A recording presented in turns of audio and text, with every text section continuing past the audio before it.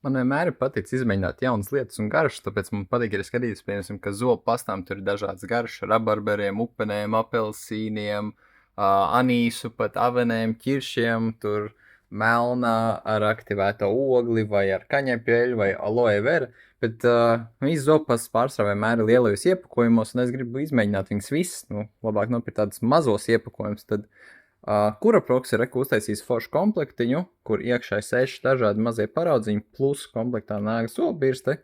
Var izmēģināt dažādas garšiņas. Tur arī bija āboli,